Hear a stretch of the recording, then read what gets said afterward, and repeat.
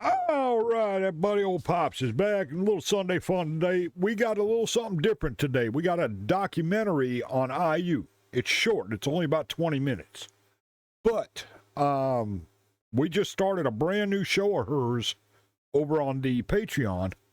And this one came up, and I said, well, let's get it right away then so we can let everybody know that the show has started too. It's called Perfect Crown.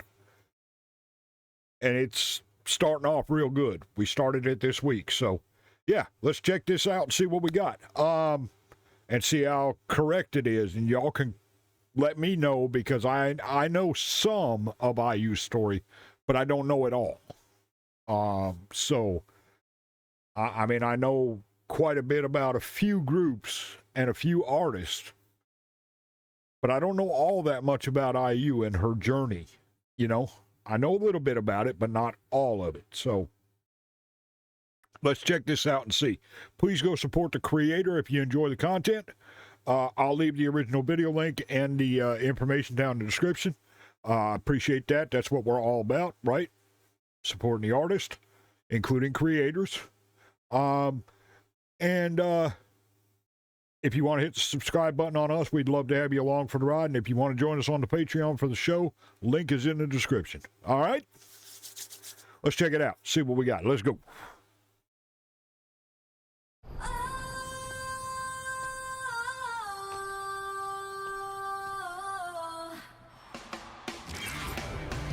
Have you ever wondered why almost everyone loves IU? This is why.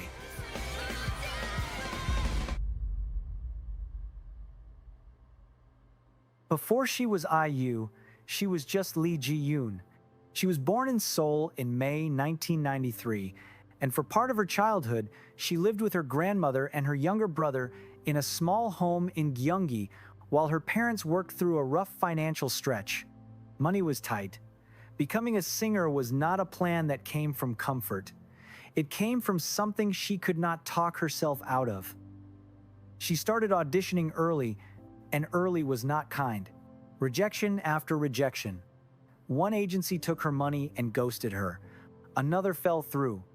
For a while, it looked like the door would not open at all. Then in 2007, she signed with Lowen Entertainment as a trainee. She was 14. 10 months later, at 15, she debuted. That I did know. I did know that. I did know that the family struggled through some times, and she had some hard times, and that's a lot of where she came from, and why she is who she is, and I like that. At 15, she debuted. Her first release was an EP called Lost and Found. The lead single, Lost Child, was a dramatic ballad that asked a lot from someone that young. Almost nobody noticed. The EP barely made a sound on the charts.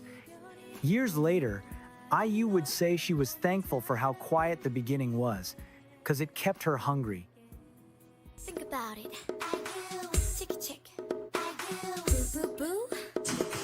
In 2009, she released her first studio album, Growing Up, led by a retro track called Boo. This one moved a little. Some mainstream attention finally showed up. The following year, IU arrived, building on it. Neither album made her a star. She was on television, she was making music, she was still mostly in the background. By the middle of 2010, she was 17 years old. She had been working in the industry for 3 years. She had released 3 projects. None of them had made her a star. Then the end of 2010. But you know, that helps a lot of times, right? And it helps to go through the work to get to where you want to be and get to the, you know, stardom. You know, they used to say, and we don't have a lot of that here anymore, but in the metal genre, the garage bands, you know, all the guys and ladies that started out in the garage, you know, or somebody's basement or what have you, and worked up and played, you know, covers at school dances, and then, you know, little bitty stages in bar rooms, and, you know, all that to work their way up and get through the craft, you know. You don't see that a lot anymore, and it's unfortunate because it really builds who they are. Arrived. On the 9th of December 2010, IU released an EP called Real. The lead single was Good Day. Yep, and there it was. Great song. The song opened softly, orchestral, warm, a voice that sounded young without ever sounding thin. Then somewhere near the end, she hit 3 high notes back to back, and they sounded bigger than her.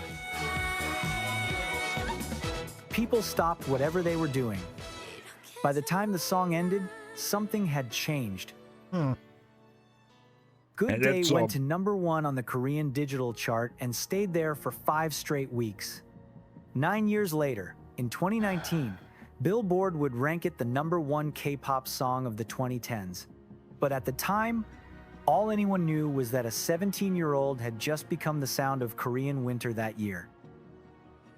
The title that stuck to her afterward was simple: The Nation's Little Sister. It was meant kindly. It described a sweet, polite, talented girl who everyone wanted to protect.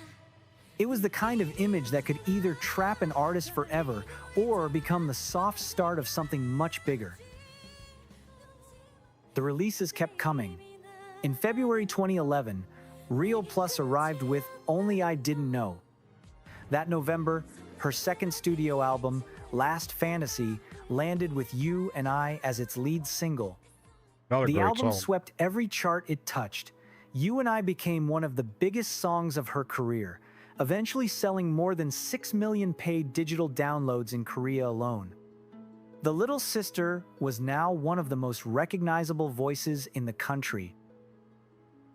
Around the same time, she started acting. Dream High in 2011 gave her a first role and a first OST, Someday, which also hit #1. Then came You Are the Best in 2013, giving her a lead role. The country watched her move between music and drama without slowing down in either one. Didn't see those two. In 2012, she toured. Her first solo tour, Real Fantasy, sold out its Seoul shows in 30 minutes. Cool. The same year brought her Japanese debut at Tokyo's Bunkamura Orchard Hall, where she was the youngest Korean singer ever to perform at that venue at the time. Her third studio album, Modern Times, came in 2013, leaning into jazz and older pop sounds. Billboard later ranked it the second greatest K-pop album of the 2010s. 3 years after Good Day, she was already everywhere. But the image around her, sweet and polite and the nation's little sister, still followed her everywhere. It would take a few more years before she started writing her way out of it. The first time IU wrote a song for herself, she was barely out of her teens. It was a track called Alone in the Room on her EP Real in 2010. She kept writing quietly through Last Fantasy and Modern Times, sharing credits with other songwriters, finding her voice one album at a time. Nice. Nobody was paying much attention to the credits yet, and that was about to change. In October, See, that's the kind of stuff that builds a catalog, right? You quietly work through it, you write, you perform, you learn the craft, you get better, you get better, you get better, you get better, until boom, and all of a sudden you can't be touched. And that's what happened with IU. I mean, she just steady push. You know, the K-pop industry is very, very good at that, by the way. They're very, very good at just moving and moving and moving and moving and pushing steadily through. You know, There's a lot of K-pop artists that do that. They just push and push and push, and they keep doing the music, keep performing, keep growing, keep getting better. You know, that's how you get to be a great artist. For 2015, she released Chat-Shire. It was her 7th EP. She wrote every lyric. She composed or co-composed most of the music. She was listed as the executive producer. For the first time, an IU album was fully IU. The lead single was 23.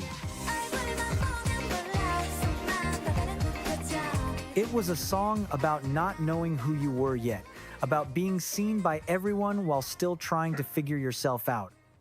It sat between being a girl and being a woman, between performing and being honest. The sound pulled from jazz and pop in ways that felt older than she was. The lyrics felt personal in a way her earlier releases never had.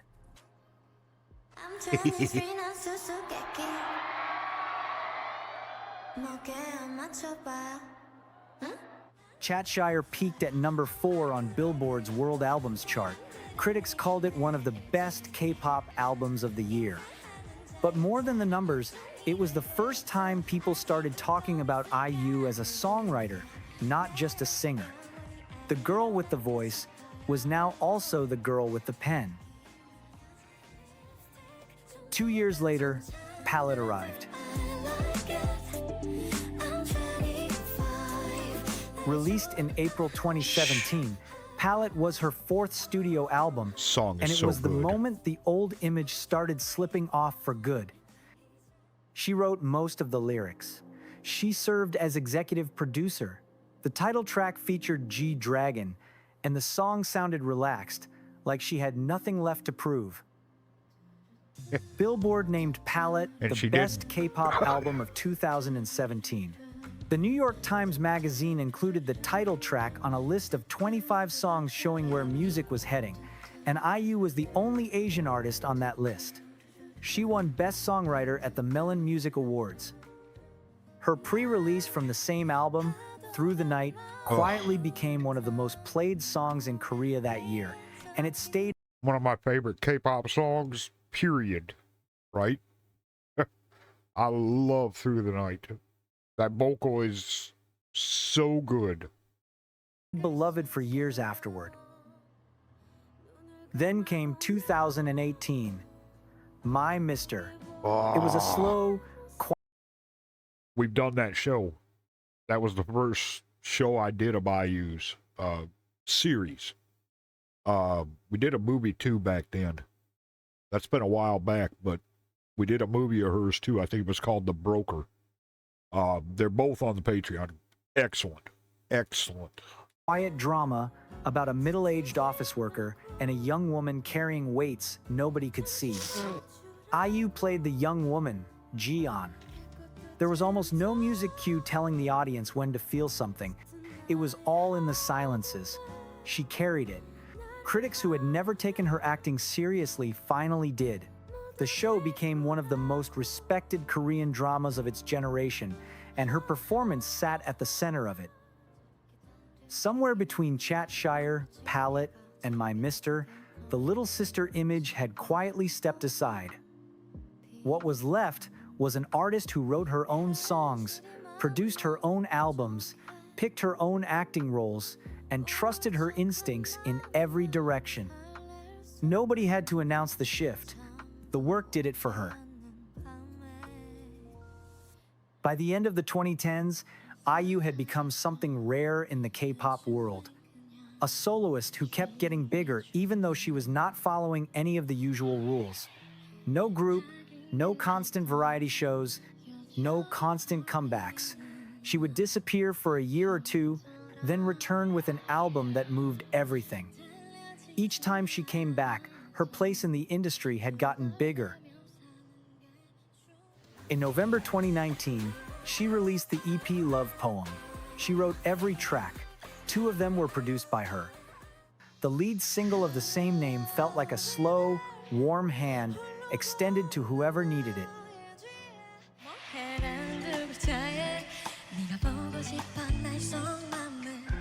The same month, she became the first female solo K-pop act to headline the Olympic Gymnastics Arena in Seoul as part of her Love Poem tour. That was the first of the big firsts. More were coming.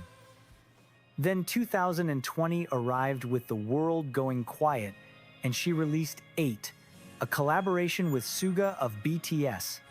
Great song. The song gave her a first ever #1 on a US Billboard chart. It was the kind of achievement most K-pop soloists would build entire campaigns around. IU released it, performed it a handful of times, and moved on to the next thing.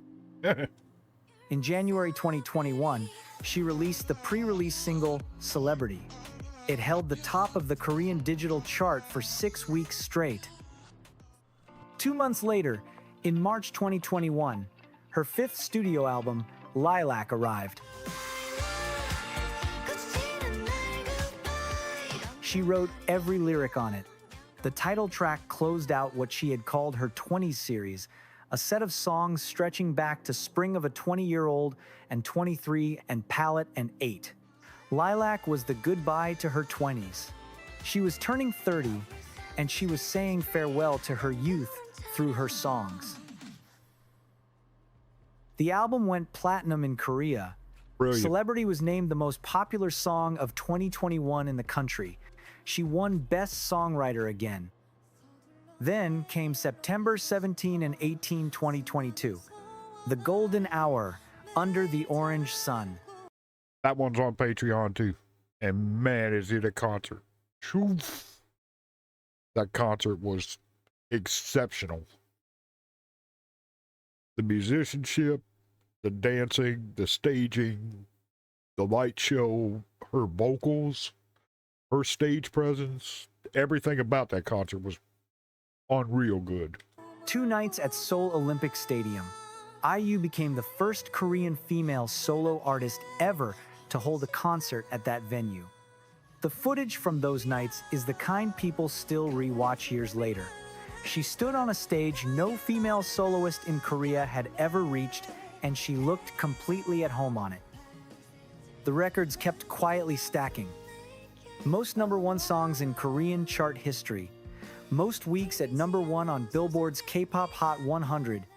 Rolling Stone listed her at number 135 on its 2023 ranking of the greatest singers of all time. Her name kept appearing in rooms she had never tried to push her way into. In January 2024, the next chapter arrived. She released Love Wins All, a standalone single with a music video that featured V of BTS. The song opened in a world that looked like it was ending, and the message underneath was simple. Even when everything around you is falling apart, love holds. It debuted at #1 on the Circle Digital chart. The music video passed 100 million YouTube views within 19 months of release. For a song this soft, with this kind of message, that was a rare thing. The following month, her 6th EP arrived, The Winning. She wrote every lyric on it. The double lead singles were Halsey and Shopper, both entering the top 10 on the Circle Digital chart in the week of release. The EP had the feeling of someone gearing up for something bigger, and the bigger thing was already booked. On the 2nd of March 2024, she opened her first full world tour in Seoul. Hey Ray World Tour. 18 cities across Asia, Europe, and North America. It was her first full tour in 5 years, and the scale was on a different level from anything she had done before. The numbers stacked up. Billboard counted over 92,000 tickets sold across 8 of the shows, with over $16.6 million in revenue. The tour landed at #6 on Billboard's highest-grossing K-pop tours of 2024. At the Melon Music Awards that year, Hae-rae took home Stage of the Year. Then the tour came home in September, Seoul World Cup Stadium. a venue that had hosted only a handful of solo K-pop concerts ever, with headliners before her including Psy, G-Dragon, and 17. IU became the first woman musician ever to headline it. Around 100,000 fans came across 2 nights. And the second night, September 22, marked her 100th solo concert. Yep. Before the show, she handed every single person in the audience a cushion and a pair of binoculars so they could actually see her from anywhere in the massive stadium. To the residents living near the venue, she sent noise apology letters along with gift-wrapped trash bags. A small, quiet gesture to people who would not even be attending the show. When the concert reached its closing moments, she looked out at the crowd and said she felt like a dandelion seed floating in the wind, and that her goal was to keep being a singer for as long as she could. That night, she stood on a stage no woman had ever headlined before, looked out at 100,000 people, and still talked about herself like she was just getting started. Yeah, it's like how to be a superstar 101. After the tour closed, it would have been fair to expect a quiet year. She had just spent 6 months traveling across 3 continents, performed her 100th solo concert, headlined the biggest stadium in the country, and released a full EP alongside a global single. Most artists would take a breath. IU walked into 2025 and went straight back to acting. In March 2025, she starred in When Life Gives You Tangerines with Park Bo-gum. That show is ridiculous. So good. The writing, the acting, the set placement, the story. It's just a excellent show. The Netflix series was a slow, tender story set across decades on Jeju Island. Audiences loved it. Critics loved it. It became one of the most talked about Korean dramas of the year. She earned Best Actress at the 4th Blue Dragon Series Awards for the role, along with a nomination at the 61st Baeksong Arts Awards. Around the same time, NetEase Cloud Music named her the most streamed Korean artist in the platform's 12-year history, with more than 3.9 billion streams to her name. Forbes Korea called her the queen of K-pop and K-drama. The titles kept arriving, and she kept letting them land gently. On the 27th of May 2025, nearly 17 years into her career as a singer, she returned to music with A Flower Bookmark 3. It was her 3rd cover album, a soft continuation of a series she had started back in 2014. Hyo Namjoon and Cha Eun-woo made guest appearances on the project. There was no heavy promotion around it, just a gift, handed out quietly on an anniversary. No, just a solidly good The acting did not slow down project. either. On the 10th of April 2026, she returned to the screen in Perfect Crown, a romance set in a version of modern Korea And that one we where the just country started. still has a royal family. She played a Chaebol Harris in a contract marriage with a prince, played by Byun Woo-sok.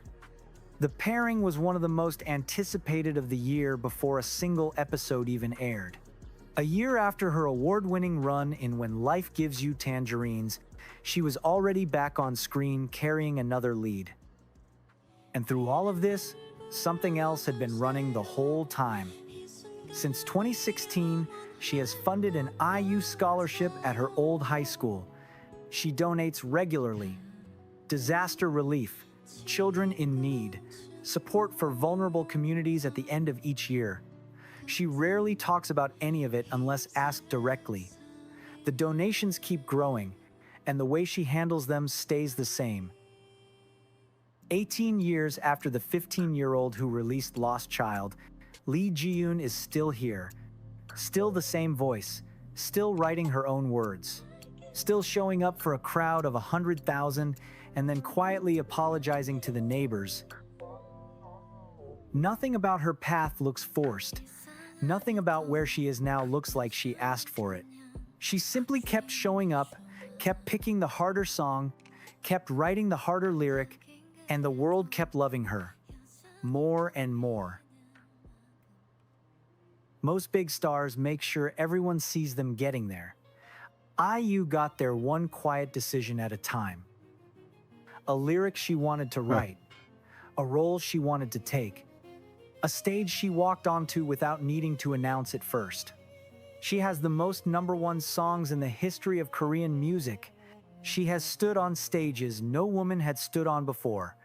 She has filled stadiums alone. And she still talks about herself like the 15-year-old whose first song nobody heard. That is what her career looks like. Not loud, not showy, just there, for a very long time, because that was always how she wanted it. That is why IU is a living legend. Not because anyone had to say it, because she simply kept being one.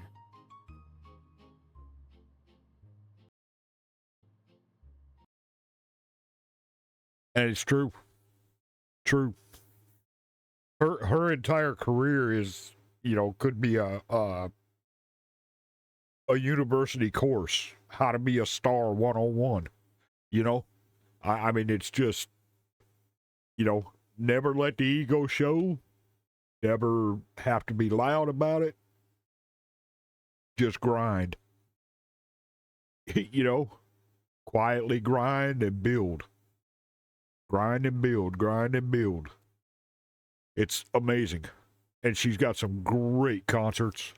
We've got a couple of them over on the Patreon. We've got some shows. We've got some movies. Good stuff. Good stuff. Y'all want to check it out? Please feel free. Patreon link is in the description. And I appreciate y'all watching. This is Soul Pops. I will see y'all later.